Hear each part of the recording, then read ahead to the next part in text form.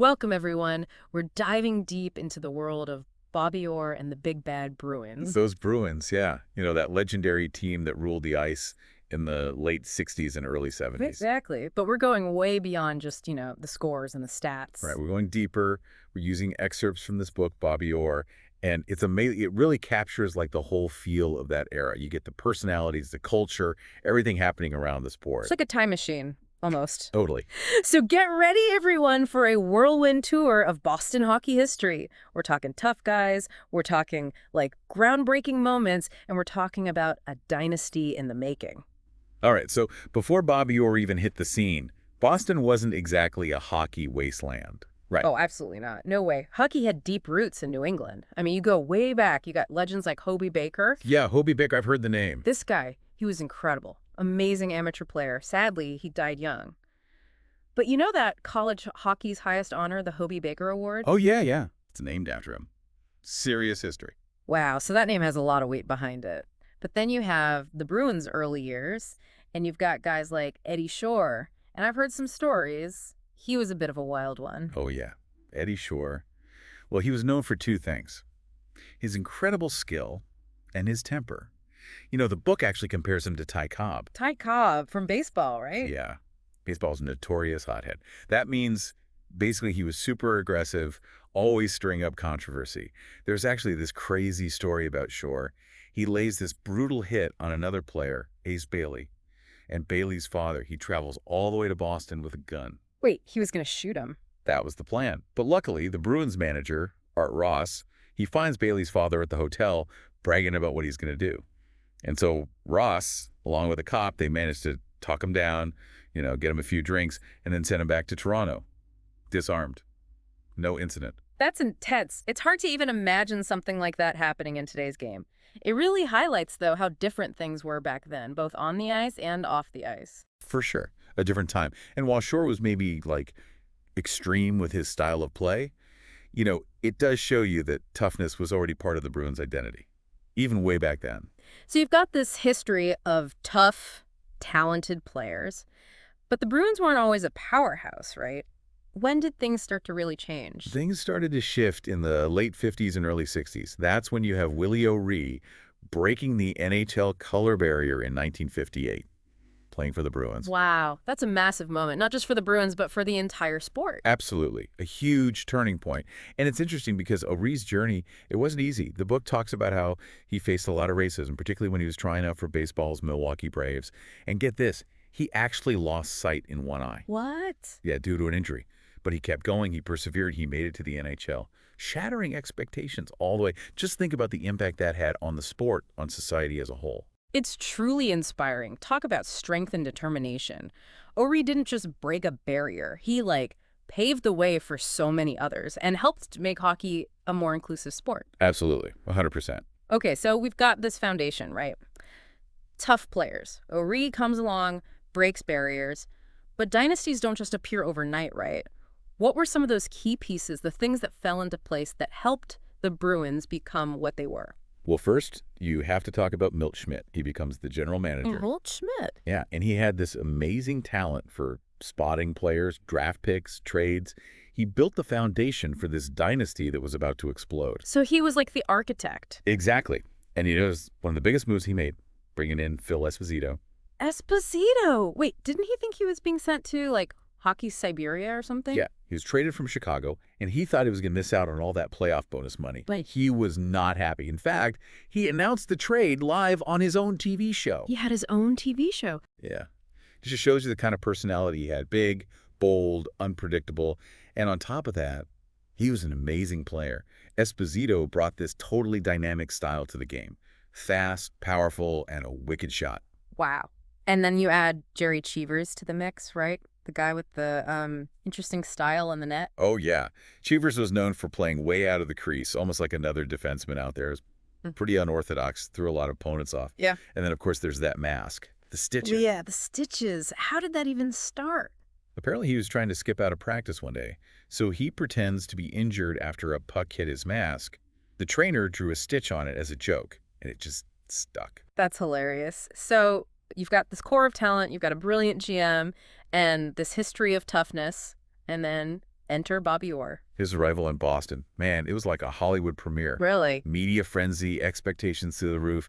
Everyone wanted to know, could this young guy live up to all the hype? And he was pretty young, right? Oh yeah, just a kid, really.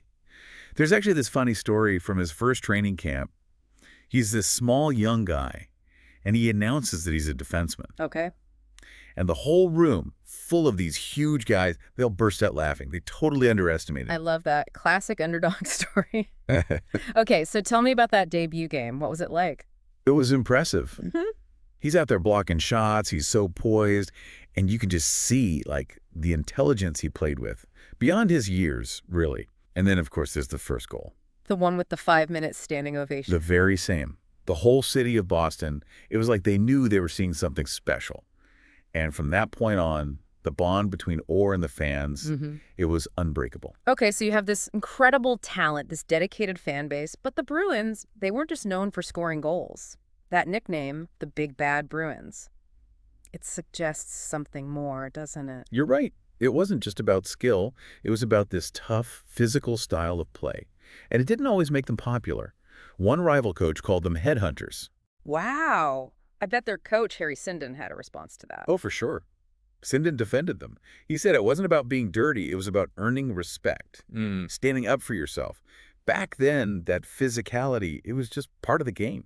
It was a different era. It was. So you have Sinden's coaching, you've got this individual talent with guys like Orr, Esposito, Cheevers, and this like underlying toughness that was woven into the team. What a combo. It's a potent mix, and all of that comes together in their incredible 1970 Stanley Cup victory. That's right, the pinnacle of their success. But before we get into all of that, I want to hear more about these personalities. You mentioned Esposito singing on planes. Oh, man.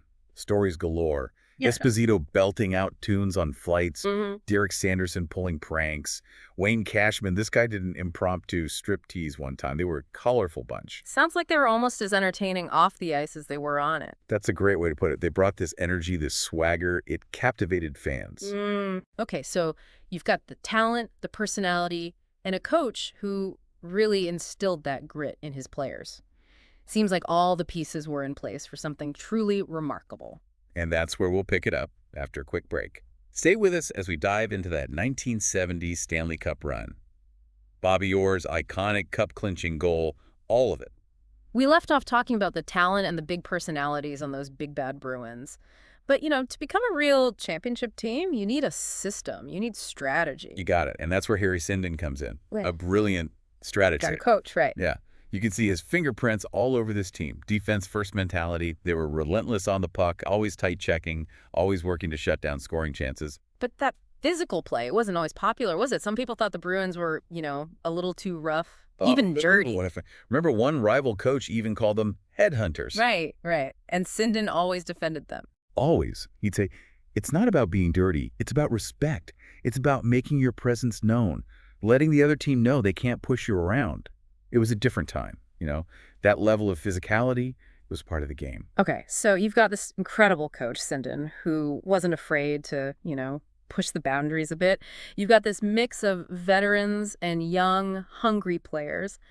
But it seems like what really put them over the top, what made them stand out, was their personalities, their swagger. You're right. They were more than just a collection of talented players. There was this chemistry, this spark that made them so much fun to watch. Like what? Think about Esposito, this larger-than-life character singing on the team plane. Sanderson always pulling pranks. Cheevers with that iconic mask and his crazy style in the net. And of course, Orr, the young phenom, leading the charge with incredible skill and passion. It was like a wild mix. The book compares them to what? Wait, compares them to what? To Agincourt. Agincourt, that's a battle, right? Some old medieval thing. Exactly. They were like knights on the ice, but with a sense of humor. Yeah. Tough and relentless, but they didn't take themselves too seriously. That's awesome. Like they were playing their own game. They were rewriting the rules. Yeah. And the fans ate it up. Oh, yeah. And it wasn't just fans in Boston. People all over were tuning in to watch these guys. It's funny how some teams, some players just capture the imagination of a generation. It's true. And don't forget, this was happening at a time of huge social and cultural change. The civil rights movement, the Vietnam War, Uh, changing roles for women in society. It was a crazy time. yeah, it was. And in the middle of all that, you have this hockey team, the Big Bad Bruins, who were challenging conventions and capturing the hearts of fans all over. They were like a reflection of and a reaction to the times they were living in. Yeah, they were tough, they were talented, they were entertaining, and they were unapologetically themselves. What a story. It is, and let's not forget about Willie O'Ree's role in all of this. That's right. It's so easy to get caught up in the excitement of the Big Bad Bruins, but O'Ree's story is such a crucial part of their history. It's a reminder of the challenges athletes of color faced back then, even, decades after Jackie Robinson in baseball. For sure. It took incredible courage for O'Ree to do what he did, to step onto the ice night after night in an environment that was often so hostile. I can't imagine the pressure he must have felt. The book details some of the things he went through. Discrimination, not just from opponents, but from fans, even teammates. He was forced to sit in the back of the bus, use segregated facilities, racial slurs, taunts. Tough to read about. And he still persevered. He kept playing, kept fighting for his place, and he opened doors for so many others. That's why his story is so important. Absolutely. His contributions on and off the ice, they're immeasurable. His story deserves to be told. Okay, so we've talked about the foundation of toughness, the brilliance of Harry Sinden's strategies, the personalities, and the impact of Willie O'Ree. Time to focus on the player who, for many, defines those Bruins. Bobby Orr. Bobby Orr. His arrival in Boston was huge. The missing piece. The guy who launched this team into greatness. I read somewhere that his debut was like a Hollywood premiere. It was. Yeah. Everyone was watching this kid from Parry Sound, Ontario. They called him the next big thing.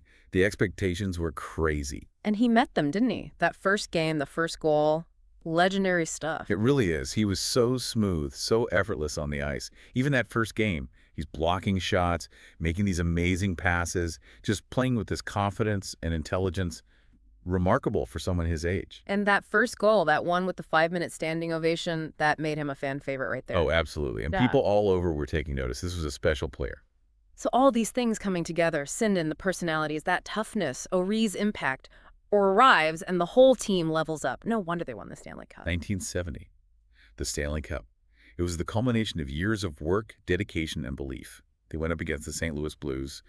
Tough team, bunch of veterans, coached by the legendary Scotty Bowman. Scotty Bowman, wow. It was a clash of styles.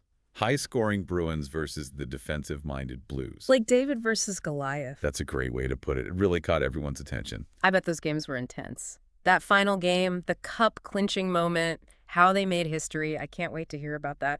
But first, let's take a minute and talk about the personalities on this team because, wow, what a cast of characters. Okay, so Game 4 of the Stanley Cup Finals, overtime. The Bruins against the Blues. Score tied 3-3. I mean, reading this, you can practically feel the tension in the Boston Garden. Oh, yeah.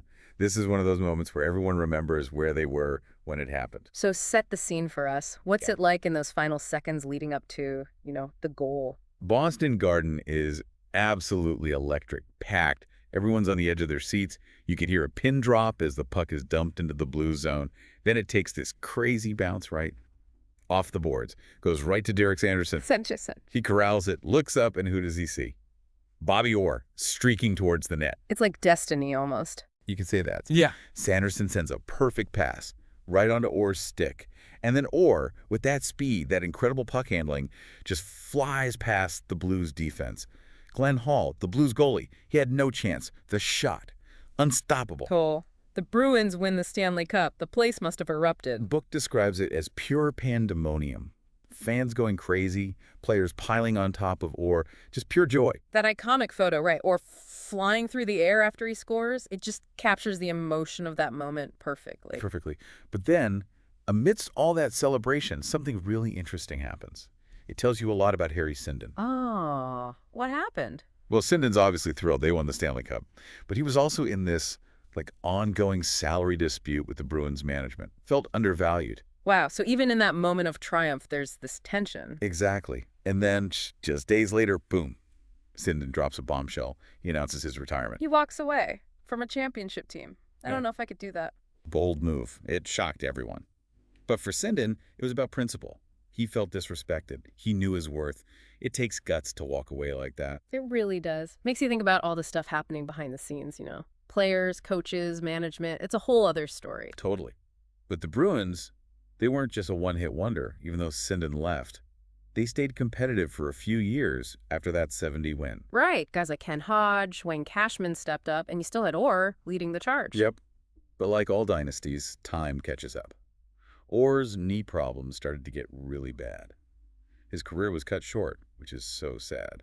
It's always tough to see injuries end a player's career, but even with those challenges, the Bruins' legacy, it lives on. It does. Their impact on hockey, in Boston, everywhere, it's huge.